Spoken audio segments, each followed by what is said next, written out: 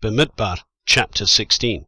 And Korach, son of Yitzhar, son of Kehath, son of Levi, took both Dathan and Aviram, the sons of Eliav, and On, son of Peleth, sons of Reuven, and they rose up before Moshe with some of the children of Israel, 250 leaders of the congregation, called ones of the meeting, men of name. And they assembled against Moshe and against Aharon, and said to them, Enough of you, for all the congregation is set apart, all of them, and Yahweh is in their midst. Why then do you lift up yourselves above the assembly of Yahweh? And when Moshe heard, he fell on his face, and spoke to Korach and all his company, saying, Tomorrow morning Yahweh shall make known who is his, and who is set apart, and bring him near to him, and let him bring near to him the one whom he chooses.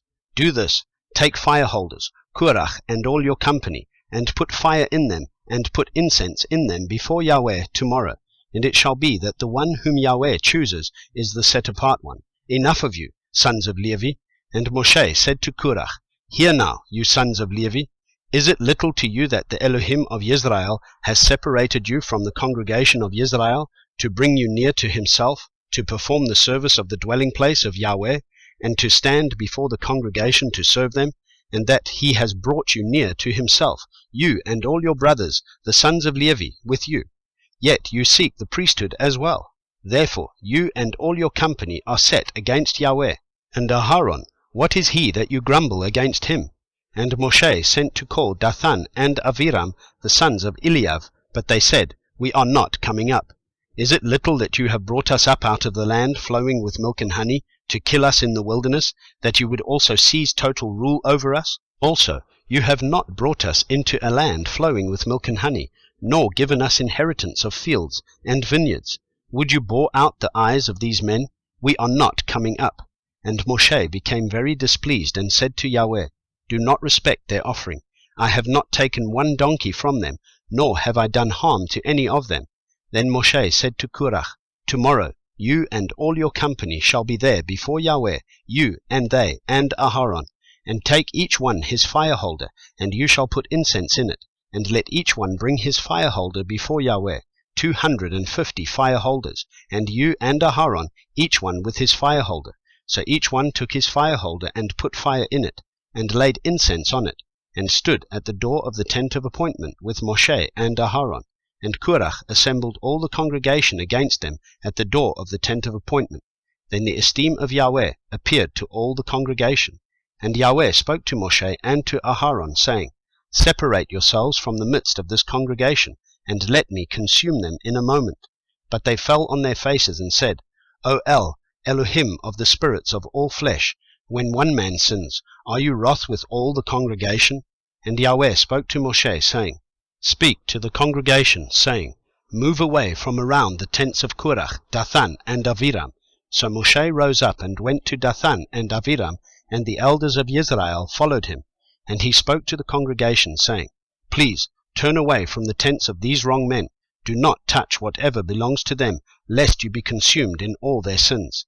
Then they moved away from around the tents of Korach, Dathan, and Aviram, and Dathan and Aviram came out and stood at the door of their tents, with their wives and their sons and their little children. And Moshe said, By this you know that Yahweh has sent me to do all these works, that they are not from my own heart. If these die as all men do, or if they are visited as all men are visited, then Yahweh has not sent me. But if Yahweh creates what is unheard of, and the earth opens its mouth and swallows them up with all that belongs to them, and they go down alive into Sheol, then you shall know that these men have scorned Yahweh. And it came to be, as he ended speaking all these words, that the ground under them split apart, and the earth opened its mouth and swallowed them up, with their households, and all the men with Korach, with all their goods. So they and all those with them went down alive into Sheol, and the earth closed over them, and they perished from the midst of the assembly. And all Israel, who were round about them, fled at their cry, for they said, Lest the earth swallow us up.